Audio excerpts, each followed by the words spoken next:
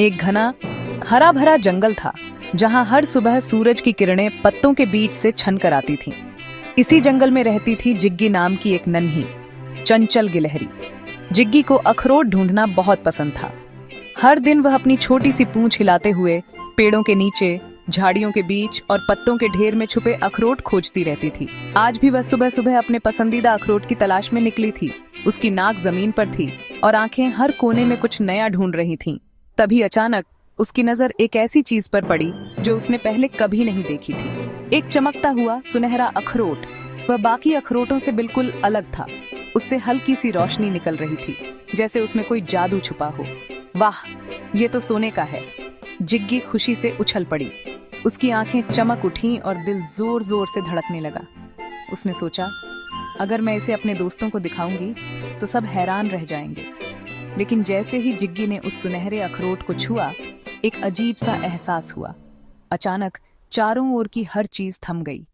हवा रुक गई, पत्ते हिलना बंद हो गए और जंगल में एकदम सन्नाटा छा गया। पेड़, पत्ते, हवा, सब कुछ जैसे किसी ने एक पल में रोक दिया हो। जिग्गी हैरान रह गई। उसे समझ नहीं आया कि आखिर उसके साथ क्या हो गया है। क्या यह सुनहरा अखरोट सच में जादुई है?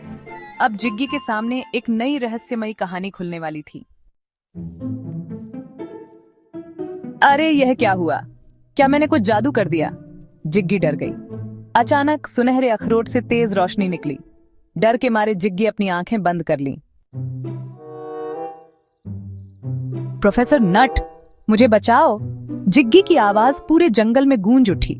वह बहुत घबराई हुई थी, क्योंकि उसे जंगल में कुछ अजीब सा महसूस हो रहा था। पेड़ों की शाखाएं हिल रही थीं और हवा में एक रहस्यमयी सरसराहट थी। जिग्गी को याद आया कि जब भी कोई मुश्किल आती है तो प्रोफेसर नट ही उसकी मदद करती है। प्रोफेसर नट जंगल की सबसे बुद्धिमान गिलहरी मानी जाती थीं, जिनके पास हर समस्या का हल होता था। जिग्गी ने बिना समय गंवाए प्रोफेसर नट को ढूंढने का फैसला किया। जिग्गी भागती हुई घने जंगल के रास्तों से गुजरती हुई प्रोफेसर नट के पास पहुंची। प्रोफेसर नट एक बड़े पेड़ के नीचे बैठी थीं। उनके चेहरे पर हमेशा की तरह शांति और समझदारी झलक रही थी। उनके चश्मे की मोटी कांच के पीछे से उनकी तेज नजरें सब कुछ देख रही थीं। जिग्गी ने हांफते हुए सारी बात बताई। प्रोफेसर नट ने जिग्गी की बात ध्यान से सुनी और फिर अपनी छोटी सी थैली से एक चमकता हुआ सुनहरा अखरोट निकाला। उन्होंने अपने बड़े चश्मे को ठीक किया और अखरोट को गौर से देखने लगी। अखरोट से हल्की सी रोशनी निकल रही थी, मानो उसमें कोई जादू छुपा हो। प्रोफेसर नट ने मुस्कुराते हुए कहा, यह तो क्रोनो अखरोट है। यह साधारण अखरोट नहीं, बल्कि एक जादुई अखरोट है जो समय में यात्रा करा सकता है। इसके जरिए हम अतीत या भविष्य में जा सकते हैं, लेकिन इसका इस्तेमाल बहुत सोच समझकर करना होगा।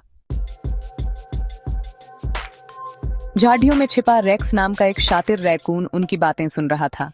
क्रोनो अखरोट, यह तो मेरे काम आएगा। मैं इसकी मदद से जंगल का राजा बन जाऊंगा।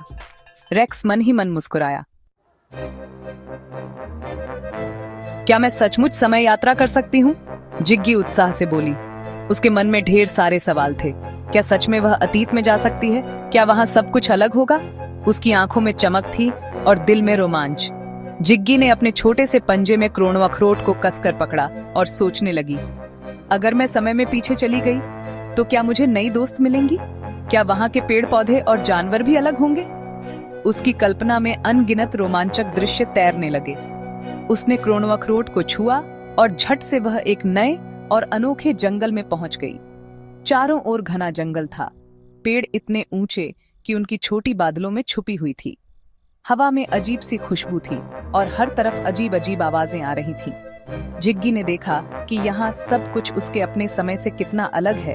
यह जंगल बहुत ही रहस्यमय और विशाल था।